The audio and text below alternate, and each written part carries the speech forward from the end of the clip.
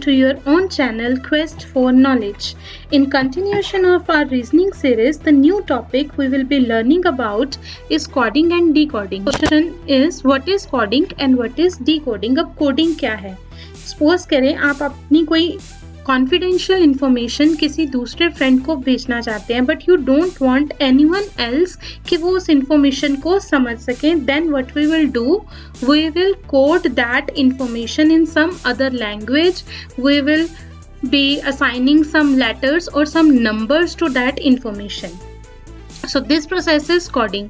अब वो इंफॉर्मेशन जब आपके फ्रेंड के पास पहुंच गई, now he wants to read that what do you want to actually say, तो अब उसको वो क्या करेगा, उस इंफॉर्मेशन को डीकोड करेगा एक्चुअल लैंग्वेज में, उन नंबर्स को या उन लेटर्स को एक्चुअल इंफॉर्मेशन में चेंज करने के प्रोसेस को क्या कहा जाएगा, decoding. Let's start today's video without wasting any time and learn about what is coding and what is decoding and how to solve the questions related to this. And mind it, it's a very important topic.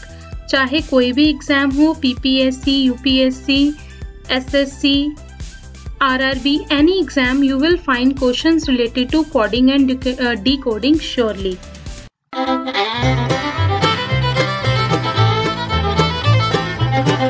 Coding और decoding को समझने के लिए सबसे पहले जरूरी है alphabets और उनकी पोजीशंस को समझना. अब आप कहेंगे अल्फाबेट्स तो हम बचपन से सीखते आ रहे, ABC पहली चीज है जो हमने बचपन में सीखी, बट अब हमें क्या सीखनी है कि जो ABC है वो कौन कौन सी पोजीशन पे आती है. We know that there are 26 alphabets. तो अब हमें हर अल्फाबेट की रिस्पेक्टिव पोजीशन जाननी है कि कौन सा अल्फाबेट कौन सी पोजीशन पे आएगा. तो अब कुछ अल्फाबेट्स जो है हम इजीली याद रख सकते हैं, जैसे कि पहले 5 अल्फाबेट्स. इनको याद करने के लिए कोई खास ट्रिक की जरूरत नहीं है. हमें पता है A पहले नंबर पे आता है, B दूसरे नंबर पे, C तीसरे नंबर पे, D चौथे नंबर पे और E 5वें नंबर पे, and Z being the last alphabet, तो ये हमेशा कौन से नंबर पे आएगा, 26 नंबर पे. अब बाकी अल्फाबेट्स को याद करने का क्या ट्रिक है, सबसे पहले हम इन अल्फाबेट्स को याद करते हैं. इसको हम याद कर सकते हैं एक लड़की के नाम से जिसका नाम है ज्योति, बट उसकी स्पेलिंग क्या है, JOTY. अब इस ज्योति के नाम के स्पेलिंग्स में क्या खास बात है, इसका J जो है वो 10 के इक्वल है, O 15 के इक्वल है, T 20 के इक्वल है और Y 25 के इक्वल है. तो इन 4 अल्फाबेट्स को हम एक साथ याद कर सकते हैं, ज्योति, J 10, O 15, T 20, Y is equal to 25. तो अब हमारे पास बचते हैं ये 16 अल्फाबेट्स. अब इनको हम कौन सी ट्रिक के साथ याद रख सकते हैं, देखते हैं. तो सबसे पहले आता है F. F को हम किससे याद रखेंगे, फर्स्ट 6 ऑफ द मैच. जब भी इंडिया का मैच होता है हमें बहुत जल्दी रहती है कि सबसे पहले फटाफट से 6 लग जाए, तो हम किससे याद रखेंगे इसको, first 6 of the match. So F is equal to 6. G का नंबर कौन सा है, 7. इसको हम कहाँ से याद रखने वाले हैं, G7 कंट्रीज से. हमें पता है this is a group of nations, G7 countries, so G is equal to 7. H. अब H को याद रखने के लिए सिंपल सा तरीका है, हम क्या करेंगे, H के नीचे और ऊपर एक लाइन अगर लगा के देखें तो ये डिजिटल 8 की तरह दिखाई देगा, तो H is equal to 8. Next comes I. I को हम क्या लिख रहे हैं, 9. अब इसको हम कैसे याद रख सकते हैं, I कौन है, मैं, और जब अपनी बात आती है तो हर कोई क्या कहता है, I know everything, I know. So I know, no मतलब 9, तो I कौन से नंबर पे आएगा, 9th नंबर पे. J is equal to 10, हम पहले ही ज्योति से याद रख चुके हैं. फिर आता है K. K को याद रखने का क्या तरीका है, J and K. Jammu and Kashmir हमेशा साथ साथ नाम बोला जाता है, तो अगर J 10 है तो K कितना होगा, 11. नेक्स्ट आ गया L. L से हम क्या लिख सकते हैं, लंच, और लंच कितने बजे होता है, 12 बजे, तो L क्या है, 12. Although we don't take our lunch at 12, but still it is an ideal time to take lunch at 12, so L को क्या हम लिखेंगे, 12. फिर आ गई बारी M की. M को हम कैसे याद रख सकते हैं, मैं तेरा हीरो, मैं तेरा हीरो, तेरा मीन्स 13, तो M कौन सी पोजीशन पे आएगा, 13th पोजीशन पे आएगा. उसके बाद n जो है 14, इसको हम नॉर्मली याद रख सकते हैं, m और n हमेशा टुगेदर रहते हैं, तो ये 13 और ये 14। Otherwise you can write it as man, MAN, M हमें पता है 13, A हमें पता है 1, दोनों को जोड़ने पे n कितना आता है 14। जैसे आपको याद रहे आप इसको याद रख सकते हैं, n को नॉर्मली भी याद कर सकते हैं सीधा ही अगर आपको पोजीशन याद रहती है 14। अदरवाइज मैन से भी आप n की पोजीशन निकाल सकते हैं, m इज 13, A इज 1, तो 13 + 1 इज इक्वल टू 14, तो n कितना आ जाएगा 14। और ओ भी हमें पहले से ही पता है, ज्योति का ओ कौन से नंबर पे आता है 15वें नंबर पे आता है, तो इट इज 15। तो अभी हमें ये फिर से एक बार फटाफट से रिवाइज कर लेते हैं। एफ क्या होगा, फर्स्ट 6 ऑफ मैच, तो F is at 6। G7 countries, तो G7 आ गया। एच को हम डिजिटल 8 बना सकते हैं, इसलिए एच है 8। I know everything, I know मतलब आई 9th पोजीशन पे, J10 है। के के लिए J एंड के इकट्ठे J10 के 11। L लंच कितने बजे करना चाहिए 12 बजे, तो L कितना है 12। M से मैं तेरा हीरो, तेरा मीन्स 13, तो M आ गया 13। N हो गया 14, O हो गया 15। अब देखते हैं नेक्स्ट अल्फाबेट्स। नेक्स्ट आ गया हमारे पास P से क्या है, एक प्रिंस जिसकी एज कितनी है 16 ईयर्स। P से है एक प्रिंस जिसकी एज है 16 ईयर्स। अब इसकी शादी होने वाली है क्वीन से जो कितने साल की है 17 ईयर्स की। P से हो गया प्रिंस 16 ईयर्स का, इसकी मैरिज होने वाली है क्वीन से जो कि 17 ईयर्स की है, बट दोनों मैरिजेबल एज से छोटे हैं, इसलिए ये दोनों आपस में एंगेजमेंट रिंग पहनाएंगे। कौन से ईयर में, 18th ईयर में। तो R पे क्या आएगा 18। प्रिंस है 16 साल का, क्वीन है 17 साल की, दोनों छोटे हैं, इसलिए ये आपस में रिंग्स का भी एक्सचेंज करेंगे 18th ईयर में। तो R कौन सी पोजीशन पे आएगा 18th पोजीशन पे, P 16th पे, Q 17th पे। Next S। अब T हमें पता है 20 है।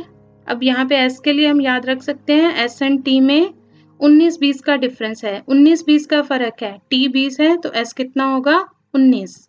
S और T में क्या है 19-20 का फर्क है, तो T 20, S 19।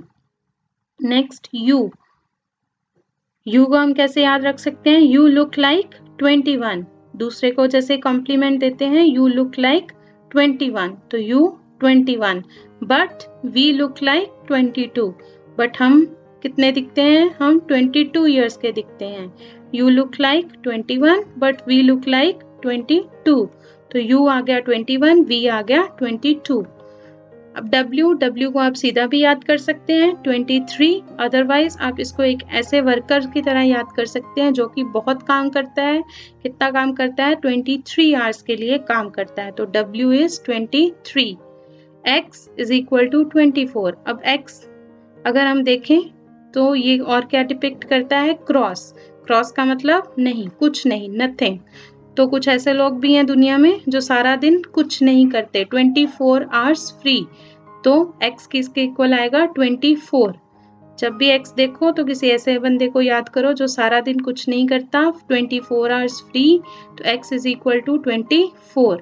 और y हम ज्योति से ऑलरेडी याद कर चुके हैं 25 and z is equal to 26। तो इस तरह ट्रिक्स के साथ हम अपने अल्फाबेट्स की सारी पोजीशंस याद रख सकते हैं जो कि हमें क्वेश्चन सोल्व करने में बहुत हेल्पफुल होगी। अल्फाबेट सीखने के बाद अब नेक्स्ट इंपॉर्टेंट काम है उनके अपोजिट सीखना, क्योंकि अपोजिट्स भी कई क्वेश्चंस में बहुत काम आते हैं, तो वो भी हमें बाय हार्ट याद होने चाहिए। अब इनको याद करने के दो तरीके हैं। फर्स्ट ऑफ ऑल हम पोजीशंस के अकॉर्डिंग याद करेंगे। उसके लिए हमें पोजीशंस याद होनी चाहिए, अपोजिट हम हमेशा ही फाइंड आउट कर सकते हैं। कैसे, देखिए ये चीज हमेशा याद रखनी है, that total of opposites is always 27। कोई भी दो अल्फाबेट्स उनकी पोजीशन का टोटल हमेशा कितना निकलेगा 27 निकलेगा। अब हमने ट्रिक्स के साथ हर एक अल्फाबेट की नंबरिंग, उनकी पोजीशनिंग याद कर ली है। अब हमें ये भी पता है कि कोई भी दो अल्फाबेट्स जो आपस में ऑपोजिट पोजीशंस पर होंगे उनका टोटल कितना होगा 27। जैसे यहाँ पे देख सकते हैं, A हमें पता है 1 है, Z 26 है, दोनों एक दूसरे के अपोजिट हैं, तो इनका टोटल कितना आ गया 27। इसी तरह B 2 है और Y 25, टोटल 27। अब हमें सपोज करो एक नंबर पता है, दूसरे का अपोजिट पता करना है। हम कैसे करेंगे? जैसे कि E I know it is 5, तो मैं क्या करूंगी, मैं 27 में से 5 माइनस करूंगी 22। अब 22 के साथ हमने कौन सी ट्रिक की थी? We look like 22, so 22 means V, तो E का ऑपोजिट क्या आएगा? V। इसी तरह H का हमने कैसे याद किया था? इसको डिजिटल 8 बना लिया था। 27 में से 8 जाएंगे 19। अब 19 के साथ क्या ट्रिक थी? S और T में 19-20 का फर्क है, तो T 20 है तो 19 कौन है? S, तो H का ऑपोजिट कौन है? S। यहाँ पे आप देख सकते हैं मैंने यहाँ पे C का ऑपोजिट निकाला है और G का ऑपोजिट निकाला है। एक नंबर की पोजीशन हमें पता होनी चाहिए, तो ऑपोजिट की पोजीशन हम हमेशा निकाल सकते हैं। जैसे कि यहाँ पे C का ऑपोजिट है 3, तो ऑपोजिट 27 माइनस 3 निकालेंगे। सॉरी, C का नंबर है 3, तो उसका ऑपोजिट निकालने के लिए 27 माइनस 3 विच इज 24। अब 24 हमने क्या याद किया था? वो लोग जो सारा दिन कुछ नहीं करते, 24 घंटे वेले लोग, वो उसको हम किसके साथ करेंगे? नथिंग के साथ, क्रॉस के साथ। इसका मतलब C का ऑपोजिट कौन आएगा? X। तो इस तरह अगर हम ट्रिक के साथ हर एक नंबर, हर एक अल्फाबेट की पोजीशनिंग याद रखेंगे तो हम उसका ऑपोजिट आसानी से निकाल सकते हैं। इसके अलावा एक और तरीका है, आप क्या कर सकते हैं? कुछ वर्ड्स एसोसिएट कर सकते हैं हर पेयर के साथ। जैसे A और Z में आप याद रख सकते हैं A to Z, मतलब A का ऑपोजिट क्या होगा? Z होगा। या फिर आजकल जुम्बा डांस का बहुत ट्रेंड है, तो स्टार्टिंग और एंडिंग वाले जो वर्ड्स होंगे वो आपस में क्या होंगे? ऑपोजिट होंगे। इसी तरह B और Y के लिए आप बॉय, बालकनी कुछ भी याद रख सकते हैं। B और Y आपस में अपोजिट हैं। C और X के लिए क्रक्स या क्रैक्स, DW के लिए ड्रॉ, EV के लिए हम क्या याद रख सकते हैं? वॉल्यूम, या हमारा सब्जेक्ट EVS। तो कुछ भी रख सकते हैं। स्टार्टिंग और एंडिंग वाला वर्ड जो रहेगा वो हमेशा एक दूसरे के अपोजिट्स रहेंगे। तो इस तरह से वर्ड ट्रिक के साथ भी हम इनको याद रख सकते हैं। F और U का फ्लू, G और T goat, HS hands, I और R रानी या इंडियन रेल, कैसे भी याद रख सकते हैं। J and Q jungle queen, और यहाँ पे हम क्विज भी लिख सकते हैं, बट इस केस में हमारे क्विज में Z नहीं आएगा, एंड में हम J के साथ करेंगे। ये थोड़ी सी चीज ध्यान में रखनी है। और K एंड P का pack, LO law, and MN man. तो इस तरह से हम किसी भी तरह से नंबरिंग के हिसाब से भी ऑपोजिट्स फाइंड आउट कर सकते हैं, या फिर कुछ वर्ड्स जो भी आपको इजी लगे वो वर्ड्स आप साथ में एसोसिएट करके तो वर्ड्स, अल्फाबेट्स को इजीली याद रख सकते हैं कि कौन सा अल्फाबेट किसके अपोजिट है। तो अब हमने देखा कि हम कैसे इजी ट्रिक्स के साथ अल्फाबेट्स की पोजीशनिंग भी याद कर सकते हैं और साथ ही साथ उनके अपोजिट्स को भी याद रख सकते हैं। अब हम करेंगे कुछ क्वेश्चंस। पहला क्वेश्चन है, in a code corner is written as GSVRIV, how can central be written in that code. अब एक कोड बनाया गया है, कॉर्नर को इस वे से लिखा गया है। अब हम देखेंगे कि उसको किस तरह से लिखा गया है। पोजीशनिंग याद हो तो हम फटाफट से क्वेश्चन कर सकते हैं। I know C is on 3 number and G is on 7 number. G 7 से याद आता है G, तो 3 में जब 4 प्लस करते हैं तो G बनता है, तो C से +4 करने पे G बना। O क्या था? 15, ज्योति नाम की लड़की, दूसरा अक्षर 15 नंबर पे। 15 + 4 19 होते हैं। और S क्या है? S और T में 19-20 का फर्क, तो S 19 नंबर पे कौन आएगा? S। R, रिंग कौन सी एज में पहनाई थी उन्होंने? प्रिंस और क्वीन ने 18 ईयर की एज में। 18 + 4 22, वी लुक लाइक 22, तो 22 की पोजीशन पे कौन आ गया? V। N इज 14, 14 + 4 18, अभी हमने देखा। R क्या है? रिंग, तो रिंग कौन सी एज में पहनाई जाती है? 18, तो उन्होंने R लिखा। Then E is on 5 number, और यहाँ पे 5 + 4 9, 9 मीन्स 9, और 9 कौन है? आई नो एवरीथिंग, तो यहाँ पे क्या आएगा? I। फिर आ गया R 18 नंबर पे, हमें पता है 18 + 4 22, वी लुक लाइक 22। तो आपको अगर पोजीशनिंग याद है तो आपके लिए कोई क्वेश्चन भी मुश्किल नहीं है। अब इसका देखते हैं नेक्स्ट, जो हमें क्वेश्चन दिया गया है सेंट्रल को कैसे लिखना है। अब सेंट्रल में क्या करना है, हर एक नंबर में 4 ऐड करने हैं। सी तो हम क्वेश्चन से ही देख सकते हैं, सी की जगह पे जी आएगा, ई की जगह पे आई आएगा, एन की जगह पे आर आएगा, ये तो हमें क्वेश्चन से ही मिल गए। अब टी क्या है, टी 20 में 4 प्लस करेंगे 24 आवर्स कौन फ्री रहते हैं, जो कुछ नहीं करते, क्रॉस, यानी कि यहाँ पे एक्स आएगा। आर की जगह पे वी भी हमें क्वेश्चन से ही मिल जाएगा।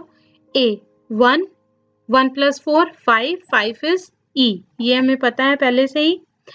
नेक्स्ट क्या है हमारा एल इज लंच कितने बजे होता है, 12 बजे। 12 + 4 16 साल का कौन था, प्रिंस। तो यहाँ पे क्या आएगा, पी।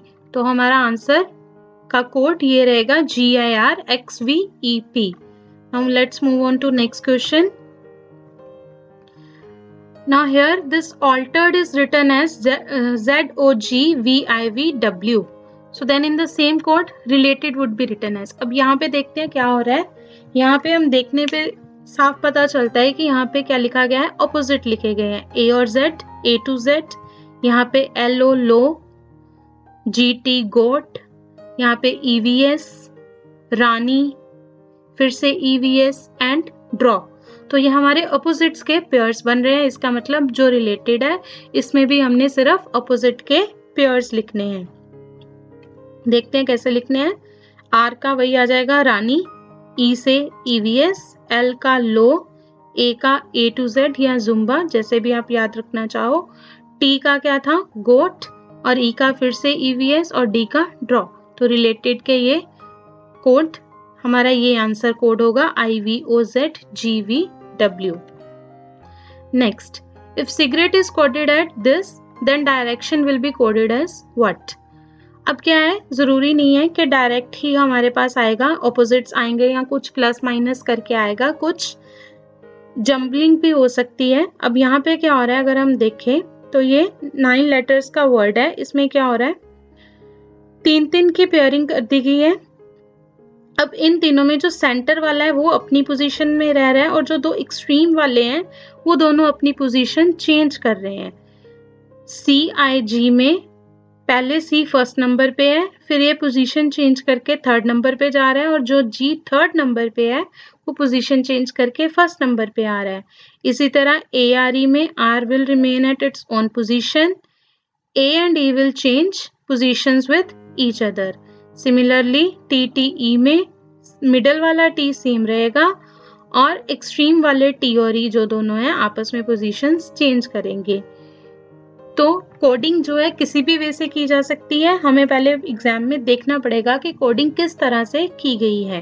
तो जरूरी नहीं है कि हर बार हमें पोजीशनिंग से रिलेटेड ही क्वेश्चंस आए, हमें इस तरह के क्वेश्चंस भी आ सकते हैं जो कि करने बहुत ही इजी है। यहाँ पे आपको कोई भी पोजीशन याद रखने की जरूरत नहीं है, कोई भी अपोजिट निकालने की जरूरत नहीं है, सिर्फ आपको ध्यान से पैटर्न को समझना है कि पैटर्न को किस तरह से बनाया गया है, उसी तरह हम अपना आंसर क्वेश्चन करेंगे।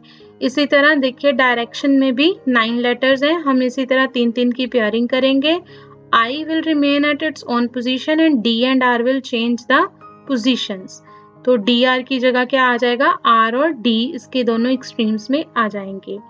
अगले पेयर में C वहीं पे रहेगा, T और E आपस में पोजीशन चेंज कर लेंगे और O वहीं पे रहेगा, I और N जो है वो आपस में पोजीशंस चेंज करेंगे। तो इस तरह से हमने डायरेक्शन का आंसर कोड पता कर दिया है। देखते हैं अगला क्वेश्चन। अब इस क्वेश्चन में क्या है, यहाँ पे कोडिंग की जगह आपको डी कोडिंग करने को कहा गया है। कोड दिया गया है, this is the code for the word cricket. अब आपको नेक्स्ट कोड को डी कोड करना है कि ये जो कोड है EULGH ये कौन से वर्ड का कोड है। अब पहले हम देखेंगे कि ये कोडिंग हुई कैसे है, डी कोड करने की कोशिश करेंगे। अब देखो F और C, F कौन से नंबर पे है, फर्स्ट 6 मतलब F कौन से पोजीशन पे है, 6th पोजीशन पे, और C मुझे पता है 3rd पोजीशन पे है।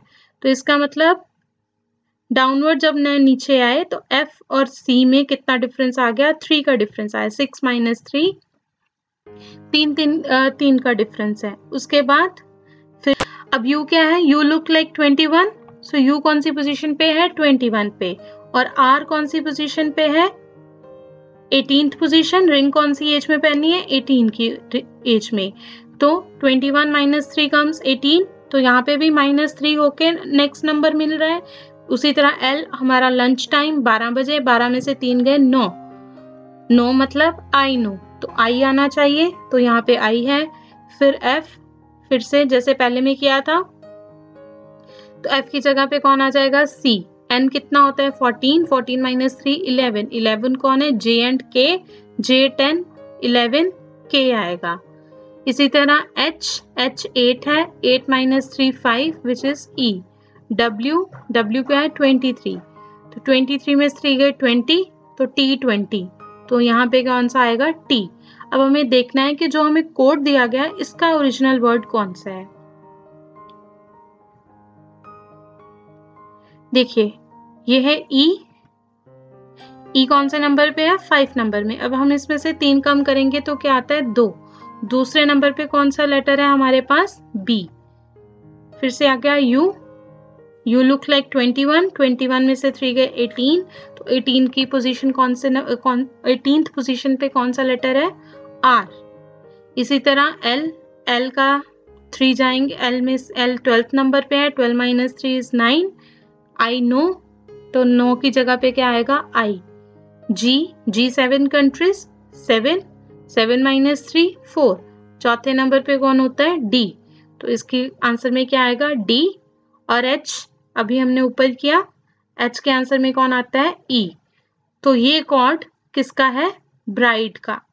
ओरिजिनल वर्ड कौन सा था, ब्राइड, जिसको कोड करके इसमें चेंज किया था।